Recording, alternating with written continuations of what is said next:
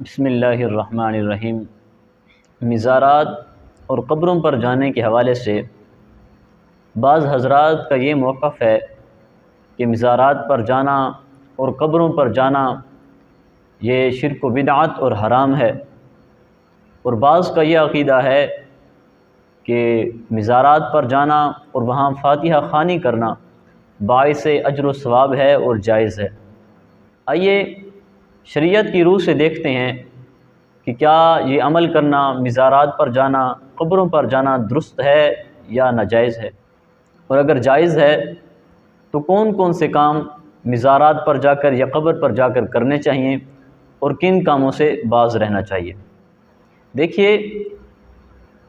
ابتدائی اسلام میں جب لوگ تازہ کفر و شرک کے اندھیروں سے نکل کر اسلام کے دامن رحمت میں آئے تو چونکہ بت پرستی اور قبروں کو سجدہ گاہ بنانے کا زمانہ قریب تھا، اس لیے حضور نبی اکرم صلی اللہ علیہ وسلم نے ابتدائی زمانہ میں کچھ عرصہ کے لیے مسلمانوں کو قبروں پر جانے سے منع فرمایا، لیکن جب اسلام مستحکم ہوا اور مسلمانوں کے دلوں میں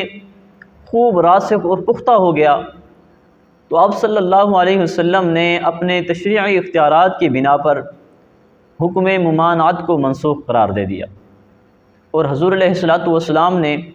اپنی امت کو زیارت قبور کرنے کا حکم دیا، اور مختلف پہلوؤں سے اس کی ترغیب بھی حضور علیہ الصلوۃ والسلام نے عطا فرمائی۔ حضرت ابو ہریرہ رضی اللہ تعالی عنہ ارشاد فرماتے ہیں، نبی کریم رؤوف الرحیم صلی اللہ تعالی علیہ وسلم نے فرمایا، فزور القبور فإنها تذکر الموت، کہ قبور کی زیارت کیا کرو کیونکہ اس سے موت کی یاد آتی ہے۔ دوسری حدیث مبارکہ ہے، حضرت انس بن مالک رضی اللہ عنہ بیان فرماتے ہیں، نبی کریم رؤوف الرحیم صلی اللہ علیہ وسلم نے ارشاد فرمایا، نہیتکم عن زیارت القبور فزوروها فإنها تذکرکم الموت، کہ میں نے تمہیں زیارت قبور سے پہلے منع کیا تھا تو اب زیارت قبور کیا کرو کیونکہ اس سے موت کی یاد آتی ہے، آخرت کی یاد آتی ہے۔ تیسری حدیث مبارکہ حضرت بریدہ بن حصیب اسلمی رضی اللہ عنہ سے روایت ہے کہ نبی کریم صلی اللہ تعالی علیہ وسلم نے فرمایا، قد کنت نہیتکم عن زیارت القبور فقد اذن لمحمد صلی اللہ علیہ وسلم فی زیارت قبر امہ فزوروها فإنها تذکر الآخرہ۔ حضور علیہ الصلوۃ والسلام نے فرمایا کہ میں نے تمہیں زیارت قبور سے پہلے منع کیا تھا، تو اب بے شک محمد صلی اللہ تعالی علیہ وسلم کو اللہ رب العزت کی طرف سے زیارت قبور کرنے کی اجازت عطا فرمائی گئی ہے، تو زیارت قبور کیا کرو، فإنها تذکر الآخرہ، کیونکہ اس سے آخرت کی یاد آتی ہے۔ اور یہ روایت جامع ترمذی میں حضرت ابو سعید خدری رضی اللہ تعالی عنہ سے بھی مروی ہے، اور حضرت عبداللہ بن مسعود سے بھی مروی ہے،